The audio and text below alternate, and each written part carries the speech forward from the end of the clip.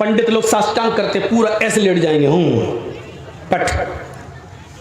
एक दो पंडितों से मैंने पूछा भी था, ये क्या कर रहे हो? कहते साष्टांग। मैंने कहा साष्टांग है कि 20 टांग? अंग गिनो कितने हैं?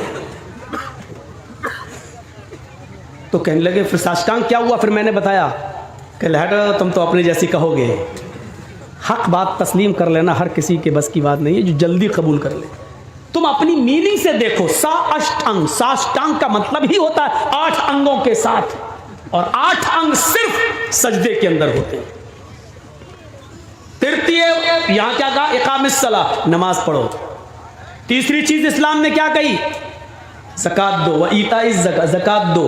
और यहां कृष्ण जी क्या कह रहे? अर्जुन दानम दीक्षता, दान दो, दान खैरात करो। यहां ज़कात, वहां खैरात।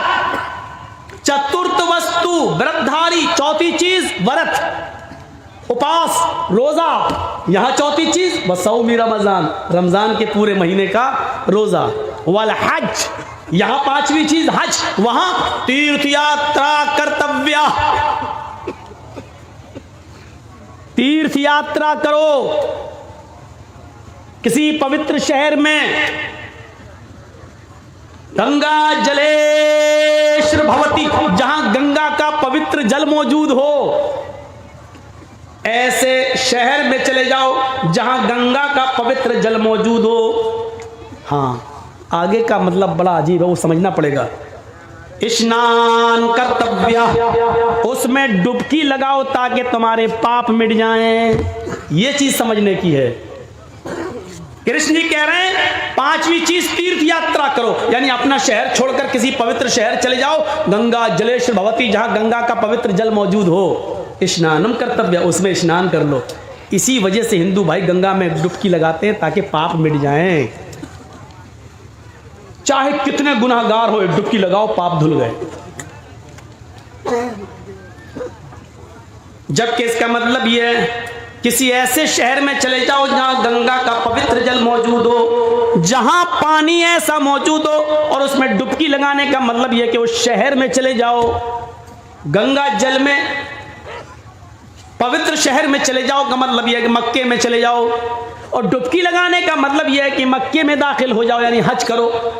हमारी हदीस कहती है, नबी अकरम ने फरमाया कि जब कोई हज के मैदान में, अरफात के मैदान में जब हाजी हज करता है और कहता लब्बैक लब्बैक अल्लाहुम्मा लब्बैक, तो गोया कि उसने अपने गुनाहों से अपने आप को पाक व साफ करा लिया है। फरिश्ता आवाज देता है, आए हाजी, आज तुझे अल्लाह ताला ने गुनाहों से बिल्कुल ऐसे पाक व साफ कर दिया जैसे तू अपनी माँ के पेट से आज ही पैदा हुआ है। धोबी की भट्टी में जिस तरह कपड़े का मैलू कुचैल साफ हो जाता है, उसी तरीके से तेरा भी, तेरे गुनाह सब मिट गए। हाजी अपने शहर जाने के बाद, अपने मुल्क में जाने के बाद, अपने गुनाहों से फिर से अपनी जिंदगी को काला और सियाह न कर लेना।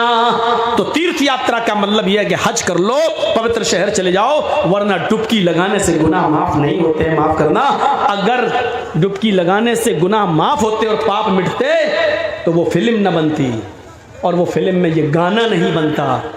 अगर ये गाने में थोड़ी बहुत भी झूठ होता तो सेंसर बोर्ड उस गाने को पास नहीं करता। वो गाना आज तक चलता है, राम तेरी गंगा मैली हो गई, पापियों के पाप धोते धोते। राम की गंगा भी कभी मैली हो सकती है? नहीं। मतलब कहने वाले का ये था कि जब ठेका ले लिया, चाहे कितने गुनाह करो, गंगा में डुबकी मारो, पाप मिट जाएंगे। तो गंगाओं में इतने पाप हैं, जो आया गुनाह करके वो डुबकी लगा रहा है, वो तो गुनाह से मिट गया, लेकिन वो गुनाह गंगा में इतने भर गए हैं, अब जो भी डुबकी लगाएगा उसके गुनाह मिटेंगे नहीं, बल्कि जो गंगा में पाप है वो चढ़ेंगे और उसके ऊपर। आज तक ये गाना चलता है, बजता है, और इसको कोई निकाल नहीं सका, जबकि केंद्र में सरकार भी तुम्हारी है, पक्के राम के मानने वाले भी हैं, और गृह मंत्री जी भी तुम्हारे हैं,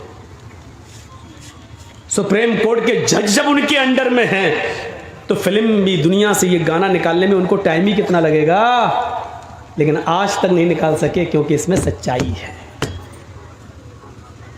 इसमें सच्चाई है। तो 5 चीजें जो हमारे यहां वही तुम्हारे यहां, और तौहीद पूछो मत।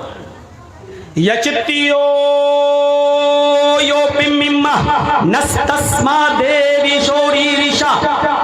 कोई जवाब है इस मंत्र का? यजुर्वेद का मंत्र है ये। यचित्ती, याचना के माना भीख मांगना संस्कृत में। यचित्ती इंपरेटिव सेंटेंस है, मांगो। यो उससे, यो इसमें इशारा बईद के लिए 2 बार आ रहा है। यो यचित्ती यो मांगो उससे, वही है देने वाला। देखिए, यचित्ती यो मांगो उससे, वही है देने वाला। पिम्मिम्मा, वही तुम्हारी झोलियां भर सकता है, वही तुम्हें सब कुछ दे सकता है। और इसके आगे तो खुलकर नस तस्मा देविशो, नस तस्मा देविशो, नहीं दे सकता है कोई भी देवी देवता, रीर्षा कुछ भी, उसके अलावा तुम्हें कोई भी देवी देवता कुछ भी नहीं दे सकता। और क्या चाहिए? इससे ज्यादा खुलकर अब क्या कहें? मांगो उससे, वही है सब कुछ देने वाला, उसके अलावा कोई भी देवी देवता तुम्हें कुछ भी नहीं दे सकता। इन्नल्लज़ीना तदऊना मिन दूनिल्लाहि लन यख़्लुक़ू ज़ुबाबन वला इज्तमऊ लहू व इन यस्लुबहुमुज़्ज़ुबाबु शयअन ला यस्तनक़िज़ूहु मिनहु। अल्लाह को छोड़कर तुम जिनको पुकार रहे हो, अल्लाह को छोड़कर तुम जिनके पास जा रहे हो, अल्लाह के अलावा तुम जिनसे भी बेटा बेटी मांग रहे हो, अल्लाह के अलावा जिनसे भी तुम मदद की गुहार लगा रहे हो, लन यख़्लुक़ू ज़ुबाबन, वो सब मिलकर एक मक्खी भी पैदा करने की ताकत नहीं रखते, वो सब मिलकर एक मक्खी भी पैदा करने की शक्ति नहीं रखते। व इन यस्लुबहुमुज़्ज़ुबाबु शैअन, अगर मक्खी उनसे थोड़ी सी कोई चीज लेकर छीन कर चली जाए तो ये सब मिलकर उस मक्खी को पकड़कर, मक्खी जो चीज लेकर गई उससे वो चीज वापस लेने की भी ताकत नहीं रखते। जो एक मक्खी से चीनी शक्कर का एक दाना तक छीनने की ताकत नहीं रखता है, वो तुम्हें क्या देगा और तुम्हारी मदद क्या करेगा? अल्लाह ने यहां पर लाकर उस मंत्र को जीवित कर दिया है और कह दिया है कि देखिए, हिंदू धर्म की तालीम भी यही है, ये किसी नबी की तालीम रही है। नस्तस्मा देवी शोरी ऋषा, उसके अलावा तुम्हें कोई कुछ भी नहीं दे सकता। लन यख़्लुक़ू ज़ुबाबन, एक मक्खी भी पैदा नहीं कर सकता खुद। व इन यस्लुबहुमुज़्ज़ुबाबु शैअन, मक्खी कुछ लेके चली जाए तो वो छीन भी नहीं सकता। अब सुनिए, हिंदू धर्म में 33 करोड़ देवी देवता हैं।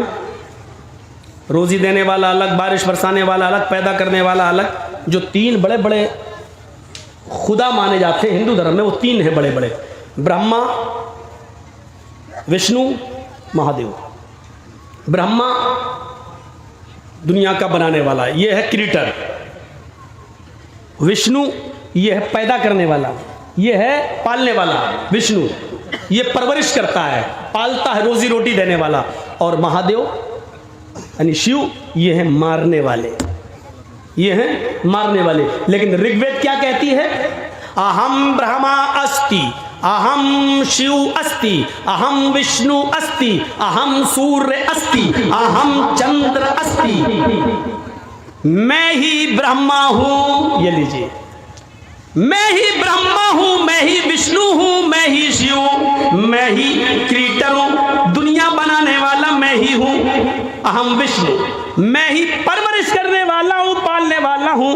अहम शिव अस्ति, मैं ही मौत देता हूं। अहम सूर्य अस्ति, मैं ही सूर्य हूं। अहम चंद्र अस्ति, मैं ही चंद्रमा हूं। यानी रात निकालने वाला और दिन निकालने वाला भी मैं ही हूं। ये सब मेरे हुक्म के बगैर नहीं होते हैं, ये सब मेरे कंट्रोल में है। मानते रहो, तौहीद ये है, तौहीद ये है। न काष्ठे अस्ति न पत्थरास्ति, उस ईश्वर को न लकड़ी में ढूंढो न पत्थर में ढूंढो। वो ईश्वर है, उसको न लकड़ी में ढूंढो न पत्थर में ढूंढो। ओम निराकारम अस्ति न आकारम अस्ति, वो ईश्वर निराकार है, उसका कोई आकार ही नहीं, उसकी कोई शक्ल बना ही नहीं सकता है। लैसा कमिस्लिही कमिस्लिही शैउन, उस अल्लाह की तरह कोई चीज है ही नहीं है, उस अल्लाह की तरह कोई चीज है ही नहीं। ये लीजिए तौहीद हमारे हिंदू भाइयों के अंदर भी यही है। वला तदउ मिन दूनिल्लाहि मा ला यनफउका वला यज़ुर्रुक, इसी को कुरान ने कहा है, वला तदउ मिन दूनिल्लाह, अल्लाह को छोड़कर तुम किसी और को मत पुकारो, मा ला यनफउका वला यज़ुर्रुक, वो तुम्हें नफा और नुकसान नहीं दे सकता है। नफा और नुकसान का मालिक कौन है? अल्लाह रब्बुल आलमीन। ये तौहीद है हमारे हिंदू भाइयों के हमारे हिंदू भाइयों के यहाँ। आइए एक चीज और बता दें, इसके बाद दूसरी